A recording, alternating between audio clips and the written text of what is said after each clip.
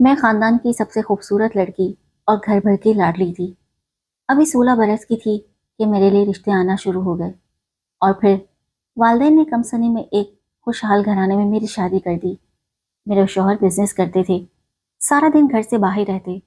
وہ شام کے بعد لوٹتے تھے، تھکے ہوئے آتے، تھوڑا سا وقت مجھ کو دے پاتے اور پھر سو جاتے۔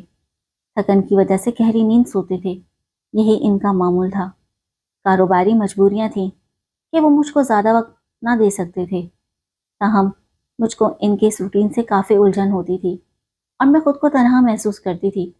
میری عمر ایسی تھی کہ مجھ کو ایک شوہر سے زیادہ دوست کی ضرورت تھی، تاہم والدین نے رخصت کرتے ہوئے نصیحت کر دی تھی کہ جیسا بھی وقت پڑے تحمل سے گزارنا اور مڑ کر مائکے کی طرف مت دیکھنا، ورنہ گھر آباد نہ رکھ سکو گی، اور کبھی شوہر کا شکوہ ہم سے آ کر نہیں کرنا، ہم تمہاری بات نہیں سنیں گے۔ اس نصیحت کو میں نے دل پر لکھ لیا اور اپنا جی مار کر سسرال میں وقت کاٹنے لگی۔ گرچہ مجھ کو شوہر صاحب نے تمام آسائش دی ہوئی تھی اور سسرال میں کوئی تکلیف نہیں تھی، لیکن اکیلا پن مجھ کو بے قرار رکھتا تھا۔ وحید مجھ سے 12 سال بڑے تھے۔ یہ عمر کا ہی مسئلہ تھا کہ میں اپنے شوہر کے ساتھ ذہنی ہم آہنگی محسوس نہیں کر پاتی تھی۔ جب تک ساس زندہ رہی، گھر میں دل لگانے کی صحیح کرتی رہی، کیونکہ وہ ماں جیسی تھی اور بہت شفیق ہستی تھی۔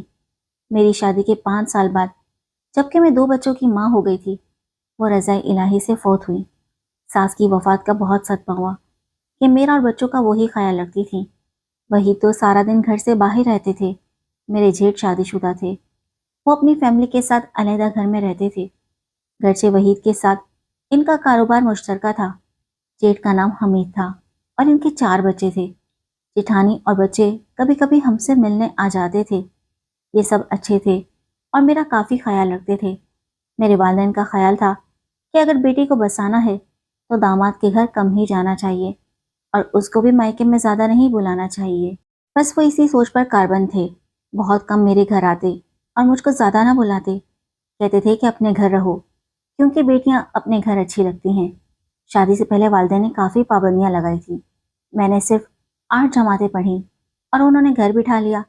اس کے بعد گھر سے بھی اکیلے باہر جانے نہیں دیا۔ لہٰذا شادی سے پہلے میں نے کسی سے وابستہ ہونے کی کوشش کی اور نہ ہی کسی کو اپنی زندگی میں جھانکنے کی اجازت دی۔ وقت گزرتا رہا، شادی کو 10 برس گزر گئے۔ اس دوران میں 4 بچوں کی ماں بن گئی۔ اب تنہائی کیسی؟ 4 بچوں نے اتنا مصروف کر دیا کہ سر کھجانے کی بھی مجھے فرصت نہ رہی تھی۔ ایک نوکرانی جو لاوارث عورت تھی، دن رات میرے پاس رہتی تھی۔ اس کا نام زبیدہ تھا۔ میں اس کے سہارے وقت گزار رہی تھی۔ وہ میرے لیے بہت معاون اور مددگار ثابت ہوتی تھی۔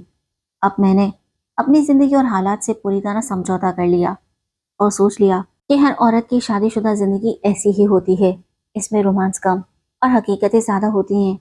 شوہر کمانے چلا جاتا ہے، بیوی سارا دن بچوں کی پرورش اور گھر سنبھالنے میں مگن ہو جاتی ہے، اور کماؤ شوہر سے شکوہ کیسا؟ وہ تو محنتی اپنی بیوی اور بچوں کی خاطر کرتا ہے۔ اب میں اپنی زندگی سے مطمئن تھی۔ بچے اسکول جانے لگے تو تھوڑا سا فارغ وقت ملنے لگا۔ اس وقت میں ٹی وی دیکھنے بیٹھ جاتی تھی، اور جب وہ اسکول سے آ جاتے پھر ان کے ہنگامے میں کھو جاتی۔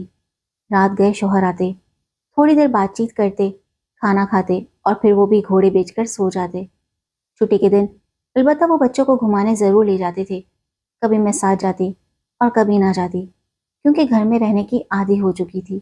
مجھ کو گھر پر رہنا اچھا لگتا تھا۔ جیٹھ کے گھر بھی میں 2-3 ماہ بعد ہی جا پاتی تھی، وہ بھی ان لوگوں کے اصرار پر، جب وہ کھانا وغیرہ کرتے تھے۔ خدا کی مرضی کہ وحید کی زندگی کم تھی۔ ابھی ہماری شادی کو صرف 12 سال ہی گزرے تھے کہ وہ بیمار ہو گئے۔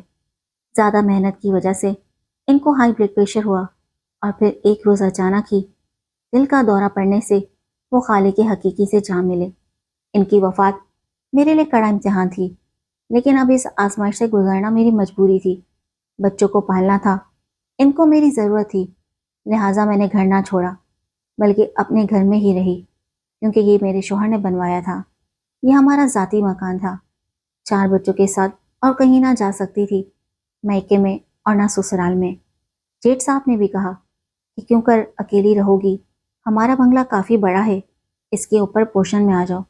مگر میں نے منع کر دیا کہ بھائی صاحب، اپنے گھر میں بچے زیادہ خوش رہتے ہیں۔ انہوں نے کہا جیسے تمہاری مرضی۔ بہرحال انہوں نے ہر ماہ میرا اور بچوں کا خرچہ باندھ دیا۔ और पहली तारीख को माकूल रकम भिजवाने लगे। बाकायदगी से खर्चा देते थे, जिससे मेरे मामूल के अखराजात इसी तरह पूरे होने लगे जिस तरह शोहर की ज़िंदगी में होते थे। वालिद साहब और कभी वालदा, कभी बहन भाई शुरू में हर हफ्ते, फिर 15 दिन और कभी एक माह बाद आकर एक आध दिन रह जाते ताकि मुझको बेवकी में एहसास ना हो। मैं भी बहुत संभाल कर बेवकी के कठिन दिन गुजारने लगी। मेरी उम्र इन दिनों 25 बरस भी वह मुश्किल होगी। कुदरत की शान कि जहाँ बहुत सौ के कदम डगमगा जाते हैं, मैंने ये दिन बहुत इज्जत से गुजारे। किसी मोड़ पर भी अपनी राह से बेराह ना हुई। शादी से पहले किसी को ना चाहा था और शादी के बाद ससुराल की इज्जत और शोहर की जाति मेरा सब कुछ थी। शोहर के अलावा किसी के बारे में सोचना भी मेरे लिए गुनाह था। वही अच्छे इंसान थे और मेरा बहुत ख्याल रखते थे, लेकिन लापरवाह थे। फिर भी जिंदगी अच्छी भली गुजर रही थी कि इनकी अचानक वफात ने मेरा सब कुछ उलट पुलट करके रख दिया। हमारे घर के साथ ही मार्केट थी और मैं अक्सर सौदा वहां से मंगवाती थी। एक रोज जुबैदा बीमार थी तो मजबूरन मुझे घर से बाहर कदम निकालना पड़ा और मैं एक करीबी स्टोर पर सौदा सल्फ लेने के लिए चली गई। जब मैं सौदा ले चुकी तो स्टोर के मालिक ने बात की। कहने लगा, फरीहा, क्या मुझे नहीं पहचानती? मैं आपके वालिद साहब के चचाजाद भाई राहत का बेटा अहमर हूँ। पहली बार मैंने नजरें उठाकर देखा और पहचान गई। शादी से पहले एक दो बार वो अपनी फैमिली के साथ हमारे घर आए थे। वो बहुत खूबरू इंसान थे। वो शादीशुदा और बाल बच्चेदार आदमी थे, खासे जिम्मेदार थे। इन्होंने मुझको अहमियत दी, मगर मैंने इनको दरखुद एतना ना समझा। मेरे पास किसी के बारे में गौर करने की फुर्सत ना थी। अब कभी कभी मैं इनके स्टोर पर जाती जब बच्चों ने कुछ खरीदना होता। मुझको अहमद की एक आदत पसंद थी कि कभी कोई फजूल बात मुंह से ना निकाली। वो खूबसूरत और स्मार्ट थे, मगर निहायत तहजीब के दायरे में रहकर बात करते थे। मेरे दिल में अहमद का एहतराम था, इसके सिवा किसी और किस्म के जज्बात नहीं थे। बस एक अच्छे इंसान और रिश्तेदार होने के तौर पर मैं इनकी इज्जत करती थी। एक रोज घर पर जेठानी और इनके बच्चे आ गए। मैंने जुबैदा को स्टोर पर भेजा। खातिर मदारत की चीजें खरीदनी थी। अहमद ने तमाम अशिया दे दी, मगर बिल ना लिया। जब मेहमान चले गए, मैं खुद स्टोर पर गई और उनको रकम देने लगी तो इसरार के बावजूद नहीं ली और कहा कि तुम्हारे मेहमान मेरे मेहमान हैं और आइंदा आप स्टोर पर खुद मत आया करो। क्या यहाँ ऐरे गहरे लोग होते हैं? मुलाजमा को भेजा करें। मुझको इनकी ये बात बहुत अच्छी लगी। मैंने कहा, किसी दिन आप अपनी फैमिली के साथ हमारे यहाँ आइए और अगर कभी इस स्टोर पर कुछ मतलूब हो तो कहलवा दीजिएगा, मसलन चाय वगैरह तो मैं भिजवा दूंगी। मुलाजमा के हमरा अक्सर बच्चे जाते तो अहमद का रवैया इनके साथ बेहद दोस्ताना होता था। एक रोज बच्चों के इसरार पर वो घर के दरवाजे तक आ गए तो मैंने इनको ड्राइंग रूम में बिठा दिया। वो बच्चों के साथ बैठे रहे और मैंने मुलाजमा के हाथ चाय वगैरह भिजवाई। वो कुछ देर बैठकर चले गए। अभी अक्सर होने लगा। बच्चे इनको मजबूर करते, अंकल हमारे साथ घर चलिए। वो 15-20 रोज बाद किसी शाम को स्टोर बंद करके आ जाते और मेरे बच्चों के साथ बैठकर थोड़ी देर इंडोर गेम खेलते और चले जाते। 2-4 बार मैंने खाना भी बनाया। वो मेरे बच्चों के साथ रात का खाना खाकर गए, लेकिन मैंने इनके साथ बैठकर खाना खाया और ना वहां बैठी जहां इन्हें बिठाया था। एक रोज उन्होंने फोन करके शिकवा किया कि मैं आपके घर आता हूँ और आप इस कमरे में नहीं बैठती। क्या घर आए मेहमान के साथ ऐसा रवैया सही है? मैंने कहा, आपकी दोस्ती बच्चों के साथ है, आप इसलिए आते हैं। वो बोले, क्या आपके साथ दोस्ती नहीं हो सकती? मैंने अर्ज किया, मेरे भाई, ये सब वक्ती जज्बात हैं। हमारी मंजिलें अलहदा अलहदा हैं। मैं एक बच्चों वाली बेवा हूँ और आप एक शादीशुदा बीवी बच्चों वाले आदमी हैं। आप एक अच्छे इंसान हैं और रिश्तेदार भी हैं, इसीलिए मेरे घर आ गए तो मैंने नहीं रोका। बस ये रिश्तेदारी काफ़ी है, लेकिन दोस्ती की हमारा मजहब ना इजाज़त देता है और ना माशरा। मेरी बातें सुनकर अहमद खामोश हो गए। शऊरी तौर पर अगरचे मैं ये सब सही समझ रही थी, मगर इसकी मोहब्बत, दौड़ धूप, बच्चों के साथ इसका दोस्ताना रवैया और मेरे बड़ों की खिदमत व इज्जत, मोहब्बत भरी बातें, ये सब कुछ आहिस्ता आहिस्ता मेरे दिलो दिमाग पर असरअंदाज हो रहा था। जाने कब फिर मेरा दिल मोम हो गया। वो दिल कि जिसने कभी किसी के लिए दरवाजे ना खोले थे, इसने ना सिर्फ मेरे इस कज़न के लिए दर खोले, बल्कि रहने की जगह देने को भी बेताब हुआ। अब ये हाल हुआ कि अहमद से बात ना होती तो दिल किसी काम में ना लगता, और ये मर्ज दो तरफा हुआ। अब वो जब रात दुकान बंद करते और घर वापस लौट जाने से पहले मेरे घर का चक्कर ज़रूर लगाते, हाल अहवाल दरियाफ्त करते और अक्सर बच्चों के साथ घंटा 2 घंटा बैठकर कैरम वगैरह खेलते। मैं भी घर में कुछ अच्छा खाना बना लेती तो इनको स्टोर पर ज़रूर भिजवाती। ایک روز شام کو احمد آئے۔ وہ بیٹھک میں بیٹھ کر بچوں کے ساتھ گپ شپ کر رہے تھے کہ میرے والد صاحب آ گئے۔ وہ بھی وہاں بیٹھ گئے۔ میں نے ملازمہ کے ہاتھ چائے بھجوا دی۔ والد صاحب سے تھوڑی دیر کمپنی رہی، پھر احمد چلے گئے۔ احمد کے جانے کے بعد ابو نے مجھ سے پوچھا کہ احمد کیوں آیا تھا۔ میں نے بتایا بچے دکان سے سودا لینے جاتے ہیں، تو انہوں نے اصرار کیا اور ان کے لیے وہ آ گئے تھے۔ دیکھو بیٹی، تمہارا شوہر فوت ہو گیا ہے اور تم اکیلی رہتی ہو، تمہیں کچھ منگوانا ہو تو مجھے کہا کرو، احمد یہاں نہ آئے، یہ اچھی بات نہیں ہے۔ میں نے جی ابو کہہ کر سر جھکا لیا۔ کچھ دنوں بعد امی اور بہنیں آئیں، تب بھی احمد شام کو آئے تو انہوں نے بھی محسوس کیا کہ کچھ غلط ضرور ہے۔ پھر وہ جلد جلد آنے لگی، یوں لگتا تھا کہ وہ خفیہ طور پر میری نگرانی کر رہی ہیں۔ ایک دن چھوٹی بہن نے سوال کر دیا، باجی یہ کزن آپ کے گھر کیوں آتے ہیں؟ میں نے سوچا کہ پہلے ابو اور اب بہن نے برا منایا ہے، اس لیے اب احمد کو منع کر دوں گی کہ وہ نہ آیا کرے، لیکن جب وہ آئے تو میں منع نہ کر سکی۔ سوچا میں اب بچی تو نہیں ہوں، سمجھدار ہوں اور عمر بھی پختہ ہو گئی ہے۔ یہ کزن رشتہ دار ہیں، قریب دکان ہے، میرا حال احوال معلوم کرنے آ جاتے ہیں، کہیں میرے ساتھ کچھ غلط نہ ہو جائے۔ خیر انہوں نے بھی غالباً میری ذہنی کشمکش کو سمجھ لیا۔ وہ کچھ روز نہیں آئے تو ان کی غیر حاضری کو میں نے محسوس کیا۔ بار بار نگاہیں شام کے بعد گھڑی پر جاتی تھی۔ بچے الگ کہتے، انکل نہیں آئے، انکل کیوں نہیں آتے؟ آخر بڑا بیٹا خود اسٹور پر گیا اور پوچھا، انکل آپ کیوں نہیں آتے؟ ہم بہت بور ہوتے ہیں۔ یوں چند دن کی غیر حاضری کے بعد وہ آئے تو بے اختیار میں نے پوچھا، اتنے دن آپ کہاں غائب رہے؟ میرے ان الفاظ نے میرے دل کا حال کھول دیا، بلکہ جلدی پر تیل کا کام کیا۔ آج میں بھی ان کے ساتھ اسی کمرے میں بیٹھ گئی، حالانکہ پہلے صرف بچے بیٹھتے تھے۔ وہ بیوی کی شکایت کرنے لگے، کہا جی نہیں چاہتا کہ اس پوہڑ عورت کی طرف جاؤں جو گھر کو صاف نہیں رکھتی۔ ادھر تم خود صاف ستھری ہو، گھر اور بچے بھی صاف ستھرے رکھتی ہو، تو تمہارے گھر میں قدم رکھتے ہی سکون کا احساس ہوتا ہے۔ واقعی جس گھر میں سلیقہ مند عورت ہو وہ جنت سے کم نہیں۔ تمہارا گھر پھولوں سے بھرا اور خوشبو سے مہک رہا ہوتا ہے، اور سب سے بڑی خوشبو کی مہک تو گھر میں اس گھر کی ملکہ ہوتی ہے۔ احمد نے میرے بچوں سے دوستی کر رکھی تھی، وہ آتے تو بچے خوش ہوتے، خوشی سے شور مچا کر ان کو ویلکم کرتے۔ بچوں کو احمد کے آنے کا شدت سے انتظار رہتا تھا، بلکہ یوں کہوں کہ ان کو دیکھ کر بچے خوشی سے آسمان سر پر اٹھا لیتے تھے۔ اس سے اندازہ ہوا کہ مشتاق رسائی کے لیے وہ زینہ بزینہ قدم بقدم آگے بڑھ رہے تھے۔ احمد نے میرے بچوں کو باپ سے زیادہ وقت اور توجہ دینی شروع کر دی تھی۔ وہ میرے بچوں کے کام نوکروں کی طرح کرتے تھے۔ عید کے دن وہ مٹھائی دینے آئے تو بچوں کا پوچھا۔ میں نے بتایا ان کے تایا ان کو اپنے گھر لے گئے ہیں۔ میں اکیلی تھی، چائے بنا کر لائی تو مجھ کو ہاتھ پکڑ کر زبردستی بٹھا لیا۔ میں مجبوراً بیٹھ گئی۔ تھوڑی دیر بعد کہا کہ اپنا گھر نہیں دکھاؤ گی؟ عید کی وجہ سے میں نے خصوصی طور پر صاف ستھرا کیا تھا، لہٰذا ان کو اپنا گھر دکھانے لگی۔ پہلے تو صرف ایک کمرے تک ہی ان کا آنا محدود تھا، اور گھر دکھانا میری غلطی تھی۔ میں یہی سمجھی تھی کہ ہمارا پاکیزہ تعلق ہے تو کس بات کا ڈر خوف ہے۔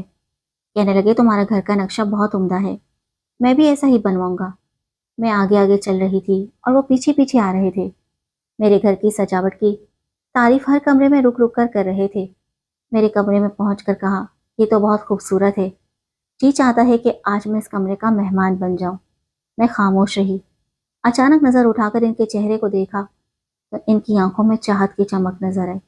بولے، کاش میری بیوی بھی تمہاری طرح سلیقہ مند ہوتی، جیسا کمرہ ویسی ہی گھر کی ملکہ۔ اس دن میری زندگی نے ایک نیا موڑ لیا۔ اس کی وجہ احمد کی وہ توجہ تھی جو میرے شوہر نے اپنی زندگی میں بھی مجھے اور بچوں کو نہ دی تھی۔ وہ عزت وقار جس کو ساری زندگی سنبھال کر رکھا تھا، وہ آج جذبات کی نظر ہو رہا تھا۔ ایسا دن میری زندگی میں آئے گا اس بارے میں تو سوچا بھی نہ تھا۔ آج میں اپنے گھر، اس کے در و دیوار سے بھی شرمندہ ہو رہی تھی۔ احمد اپنے مشن میں کامیاب ہو گئے، مگر میں نے تہیہ کر لیا کہ اب ان کے قدم دوبارہ میرے گھر میں نہیں آئیں گے۔ میں اپنے گیٹ کو تالا لگا دوں گی اور بچوں کو بھی ان کے اسٹور پر جانے نہ دوں گی۔ اگلے روز وہ دوپہر کو آ گئے۔ بچے اسکول میں تھے۔ میں نے کہا کہ اس وقت کیوں آئے ہو؟ بچے تو نہیں۔ کہا تم تو ہو۔ تب میں نے ہمت کر کے کہہ دیا، احمد میں بیوہ ہوں، اکیلی رہتی ہوں، اس وقت نہ آیا کرو ورنہ محلے والے مجھے جینے نہ دیں گے۔ پلیز کچھ تو میری عزت و ناموس کا خیال کرو۔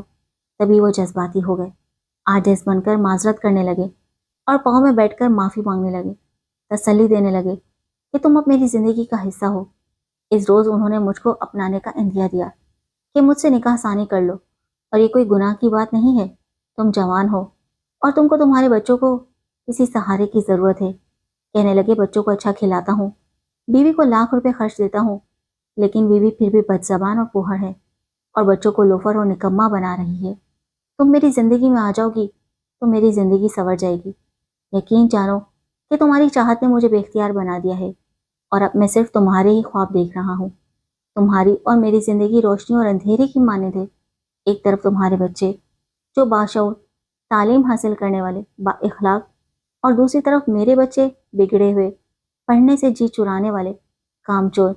ये सब मेरी बीवी की गलत तरबियत का नतीजा है। फिर सोचो कि आदमी को कहाँ सुकून मिलता है। अहबर, तुम सिर्फ ख्वाब ही देखते रहो, क्योंकि 4 बच्चों की बेवा का 4 बच्चों वाले शादीशुदा शख्स से निकाह सानी मुमकिन नहीं है। क्यों मुमकिन नहीं? तुम्हारे बच्चों को मैंने मोहब्बत दी, इनसे दोस्ती रखी, इतनी तवज्जो और प्यार दिया है कि इनके वालिद ने भी ना दिया होगा। ये अब तुम्हारे बच्चे नहीं बल्कि मेरे बच्चे हैं, मुझसे ज़्यादा मानूस हैं। तुम सिर्फ हाँ करो, ये मेरे लिए मुश्किल नहीं है। तुमको अपनाने से मेरा कुंबा वसी हो जाएगा। 4 तुम्हारे बच्चे और 4 मेरे, 8 हो जाएंगे। और तुम्हारी बीवी का क्या बनेगा? मैंने कहा इसको संभालना तुम्हारा काम है, क्योंकि तुम इससे ज़्यादा समझदार और होशियार हो, जबकि मेरी बीवी कम अकल, बुद्धू और मोटी औरत है। मैंने अगला सवाल किया, और ये माशा खानदान, इनको संभालना और समझाना मेरा काम है। तुम मेरे घर का इंतज़ाम और डिसिप्लिन संभालना, और घर से बाहर के उमूर में खुद संभालूंगा। ये मेरी जिम्मेदारी होगी। मैंने समझाया, अहमद, मेरा बड़ा बेटा अब काफ़ी समझदार हो चुका है। वो अक्सर अपने ताया के साथ जाता है और उसको खबर है कि इसके बाप के अजीज कौन लोग हैं। ये लोग तुम्हें और मुझे माफ़ नहीं करेंगे। मेरे बच्चों को खिलाफ करके इनको मुझसे छीन लेंगे, और मैं तो जी ही अपने बच्चों के लिए रही हूँ। खुदा के लिए जज्बात में ना बहो, वरना डूब जाओगे। मेरी और तुम्हारी भलाई इसी में है कि हम अपनी अपनी ज़िंदगी जिएं, अपने बच्चों के लिए और ख़ानदान के लिए। अब तुम भी जियो और आग से ना खेलो, वरना खुद भी जलोगे और मुझे भी जला दोगे। आज के बाद हमेशा के लिए खुदा हाफिज। अब वो मोड़ आ गया है कि मैं हमेशा के लिए तुमको खुदा हाफिज कह दूं। इसमें मेरी आफियत है। अहमद चला गया और मैंने दरवाज़ा बंद करके गेट को इसके सामने ताला लगा दिया। इसके बाद इसका फ़ोन आया, मैंने नहीं उठाया। बच्चों को स्टोर पर जाने से रोक दिया और कुछ दिन के लिए जेठ के घर रहने चली गई, क्योंकि बच्चों की गर्मियों की छुट्टियां हो गई थी। यूं एक अनजानी आग में गिरने से मैं बाल बाल बच गई कि मैं बेवा ज़रूर थी और निकाह सानी का हक भी रखती थी, मगर किसी दूसरी औरत का घर बर्बाद करने का मुझ में हौसला ना था।